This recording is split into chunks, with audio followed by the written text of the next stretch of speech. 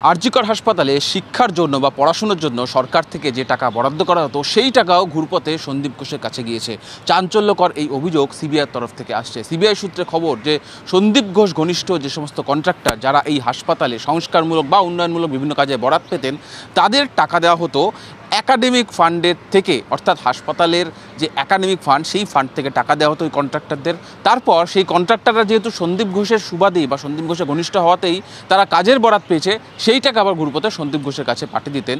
সেই নথি বা সেই তথ্য প্রমাণ সিবিআইয়ের কাছে এসে পৌঁছেছে এবং একদিন থেকে নয়, দিনের পর দিন, বছরের পর বছর এইভাবে ঘুরপথে টাকা সন্দীপ ঘোষের কাছে গিয়েছে। সিবিআইয়ের যেটা দাবি, সিবিআইয়ের তরফ থেকে বলা হচ্ছে যে হাসপাতালের এই ধরনের কাজ, অর্থাৎ সংস্কারমূলক কাজের জন্য বা কন্ট্রাক্টরদের টাকা দেওয়ার জন্য আলাদা ফান্ড আসে সরকার থেকে। সেক্ষেত্রে কোনোভাবেই একাডেমিক ফান্ড থেকে টাকা এই ধরনের কন্ট্রাক্টরদের কাছে যাওয়ার কথা নয়। তাহলে কেন নিয়ম ভেঙে এইভাবে একাডেমিক ফান্ডের টাকা কন্ট্রাক্টরদের কাছে দেওয়া হতো, সেটা নিয়ে সিবিআই প্রশ্ন তুলছে এবং সিবিআইয়ের বক্তব্য, একাডেমিক ফান্ডের টাকা পকেটে পড়ার জন্যই এই ব্যবস্থা করে রেখেছিলেন সন্দীপ ঘোষ। সন্দীপ ঘোষ আরও ব্যবস্থা করেছিলেন যে তার এই যে নিয়ম বিরুদ্ধ কর্মকাণ্ড, এই যে বেআইনি কাজ, একাডেমিক ফান্ডের টাকা যেটা কন্ট্রাক্টরদের দেওয়া হতো সেই খবর যাতে স্বাস্থ্য ভবনের কানে না পৌঁছায়, সেটাও যাতে আটকানো যায়, সেই খবর স্বাস্থ্য ভবনে যাতে না পৌঁছায় তার জন্য ব্যবস্থা করেছিলেন সন্দীপ ঘোষ।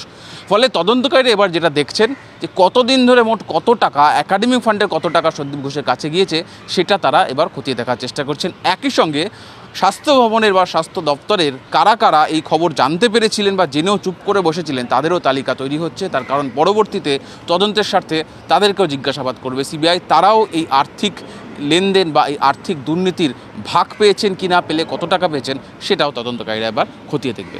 ক্যামেরা গৌরব পালের সঙ্গে সুজয় পাল, টিভি 9 বাংলা, কলকাতা।